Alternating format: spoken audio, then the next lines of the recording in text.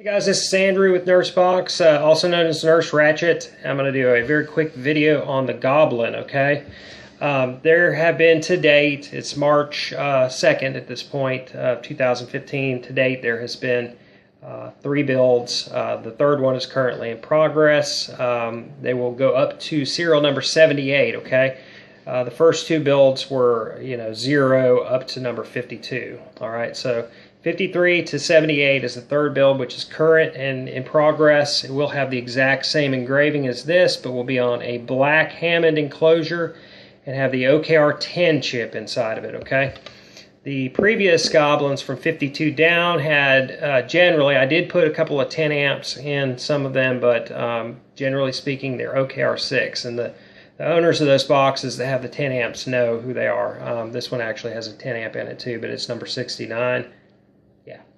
It's number 69 and it's mine. I went ahead and built it outside of that build, but basically what the box is, it's a regulated box with an OKR 10 chip in it. It will run in series 18350 batteries. It's kind of hard to see. These are batteries I'm testing right now called Demon Fire. I think they're just rebranded EFES type batteries, but the recommended batteries for these are EFES 18350s, 10.5 amp, 700 milliamp hour batteries, or the MX Joes that are yellow, okay? The EFES are purple. So you always want to use an IMR battery in these, and the battery life is actually pretty good for these. I've got like a 0.6 ohm atomizer on here. I recommend with the 10 amp chips going no lower than 0.5 ohms and no higher than 6 volts with that 0.5 ohm build on it, which is way more than enough.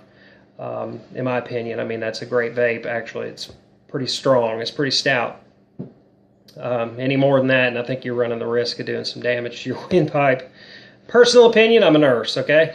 I think that there's a lot of high wattage vaping going on, and, I think people need to use common sense about it, too. Sometimes if it's too hot or it, kind of starts to irritate the roof of your mouth or the back of your throat, then it's probably too hot. But anyway, let's get back to the box.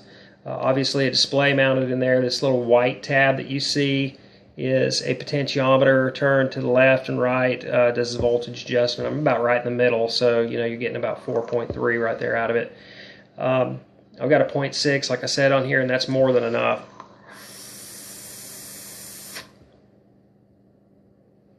As you can see, it just billows out. Basically speaking, these boxes are very simple to operate. Your batteries go in positive side up. There's a ribbon there to help you get your battery out. It's not necessary, but I would recommend it because otherwise you're going to be picking at those batteries trying to get them out. And you don't want to use a screwdriver if you don't have to get a battery out of a box. I think that's a bad idea.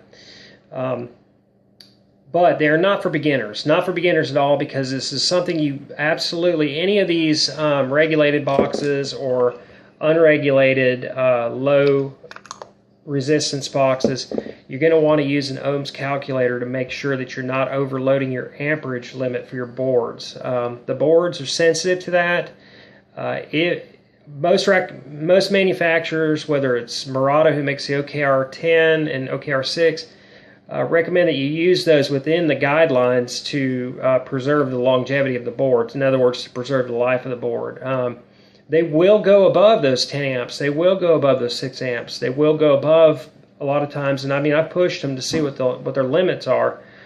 However, if you want to make sure that your box lasts and performs like it should as long as possible, you need to stay within those guidelines. So this is not a box I would recommend at all for a new person that's new to vaping. Not at all.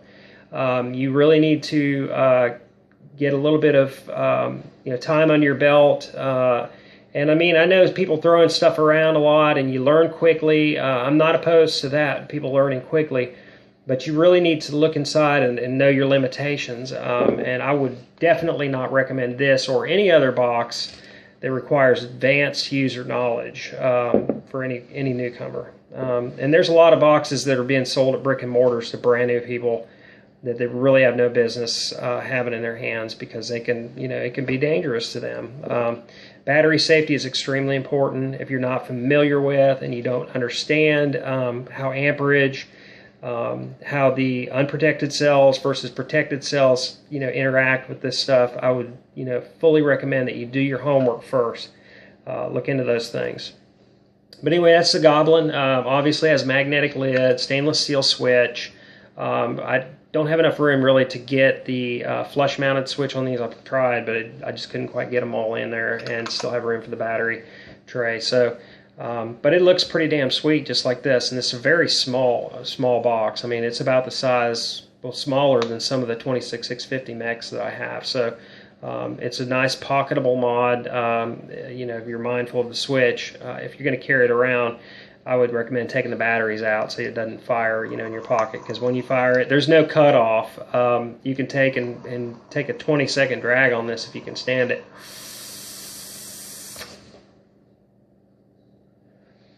Anyway, just wanted to cut a quick instructional video on the Goblin. And to anybody that has one of these, congratulations, because you're not going to see a whole lot of boxes like this. This is custom, just well made. I put my heart and soul into the making of these boxes. I really take my time, use all of my past and present experience to try to make these as solid as possible. And I take pride in that. So y'all have a good day. Thank you.